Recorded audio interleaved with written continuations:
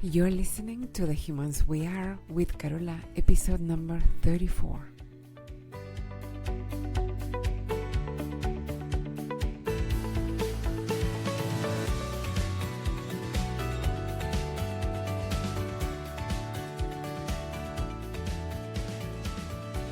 Hello, my dear human friends. I hope you're doing amazing today. Welcome back.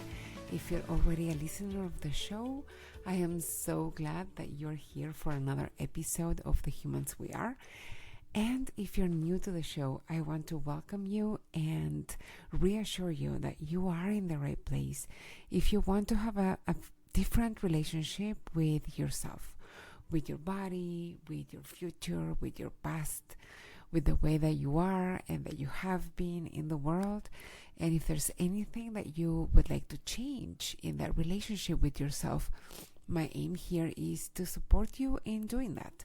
And the way that I try to help you accomplish that is with 3 main components: support, tools, and information to help you understand yourself better and create that change that you want to see in you.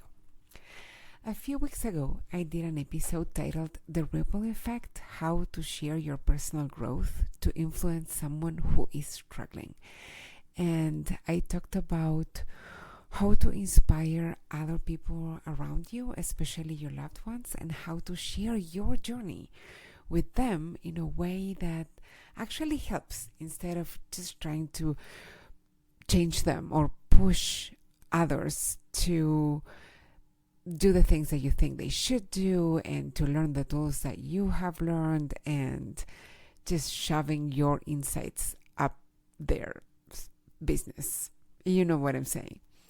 So today's episode is related to that one because today I want to talk about those situations where those around you, specifically those that are closest to you, your loved ones, are not ready to leave their pain behind.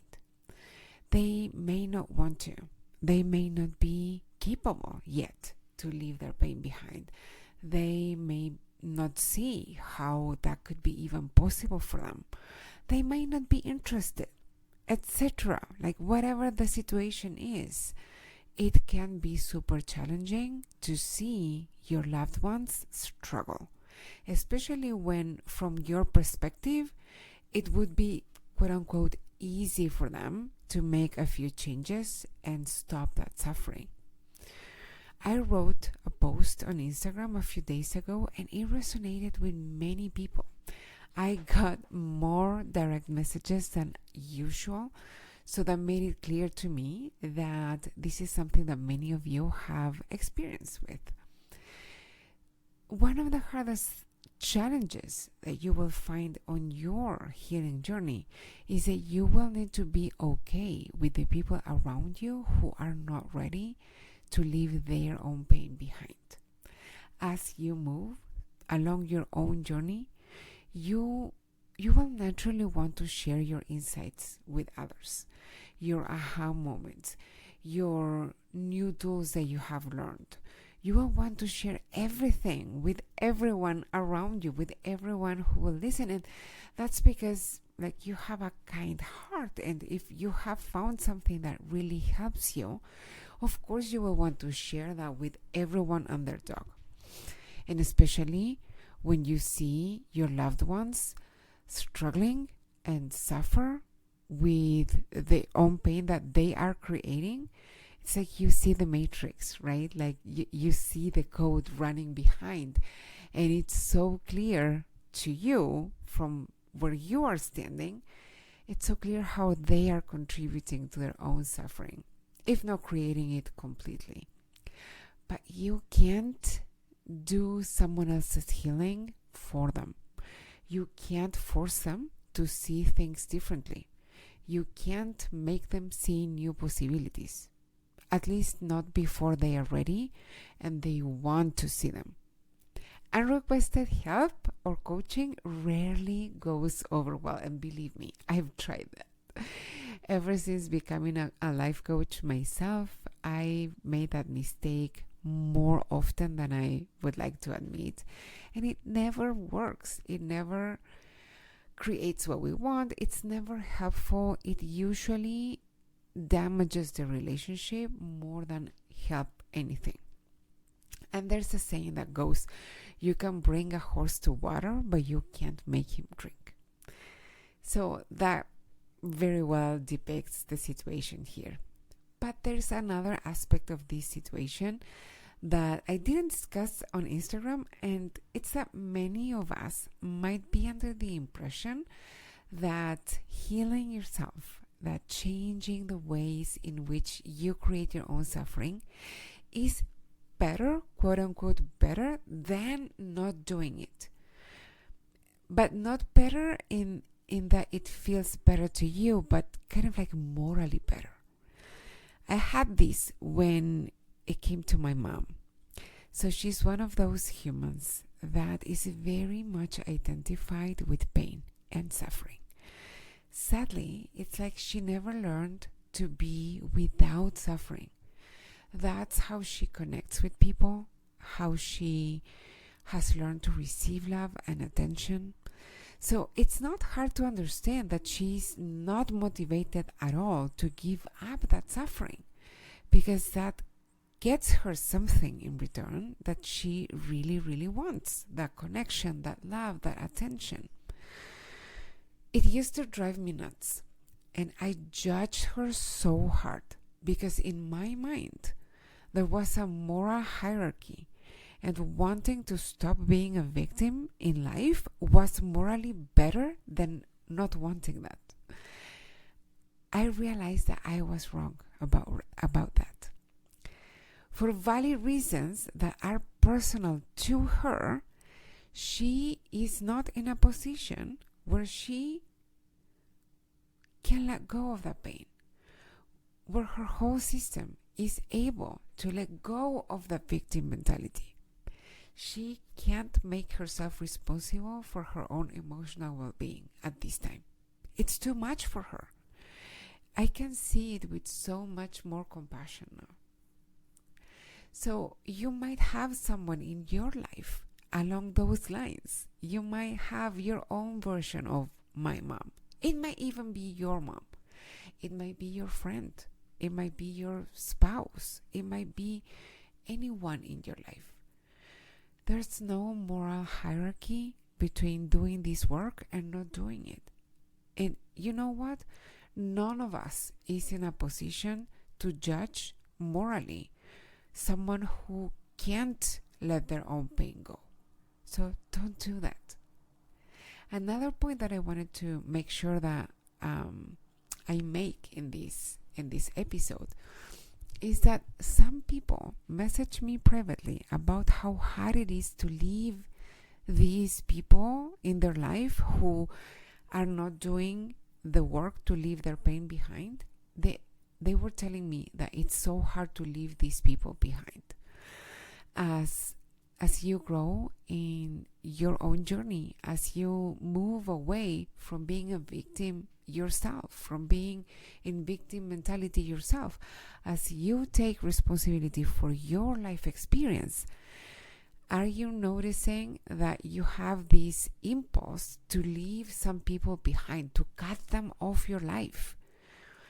I agree that it's hard to leave people behind, especially if you love them. If these people that we're talking about are your loved ones, that's super hard. But that doesn't mean that you have to do that.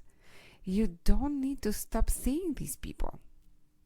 Just because someone is not ready or willing or able to leave the victim mentality behind and change their life experience, it doesn't mean that they can't be in your life anymore or you in theirs. Sometimes when it's a close relative, when it's a loved one, you simply don't want to cut the relationship loose. And here's the thing, you don't have to.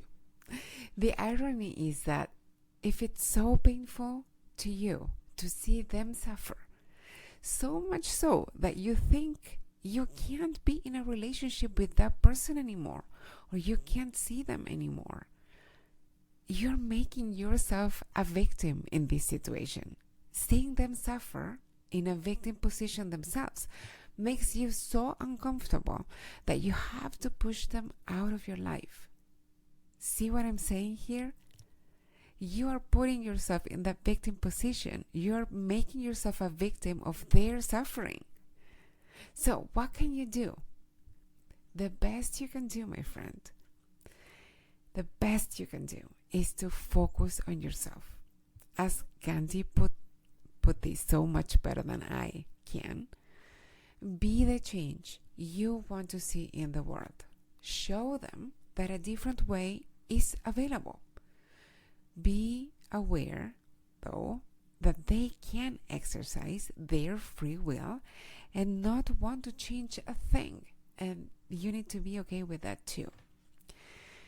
Another thing that you can do is build up your capacity to be with your discomfort about their discomfort. And by the way, building up your capacity to deal with discomfort will serve you in ways. And it's actually one of the main goals that we work on with the private clients that I work with. Another thing you can do, love them unconditionally. That means don't have the condition that they are not a victim in order for you to love them. So even if they are unconsciously choosing pain at this time, you can still love them. And that is actually the meaning of unconditional love. Another thing that you can do, last but not least, is be ready to help only when they ask for help.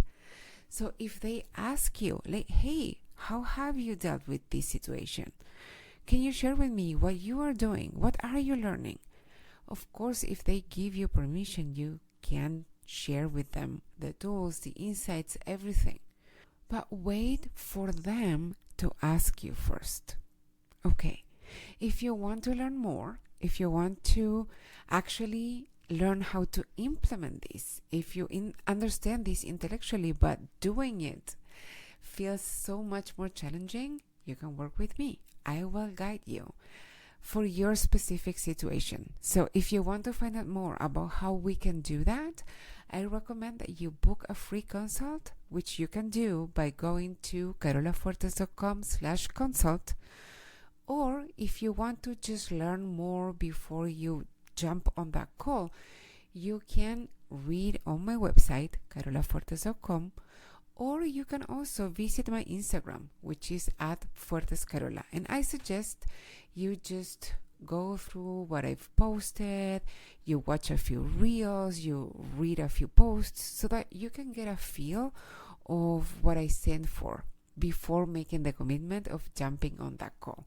And you can also go to the link in my bio and you can learn more there. If you want to support this show, honest reviews in your platform of choice is always the best way to support the show.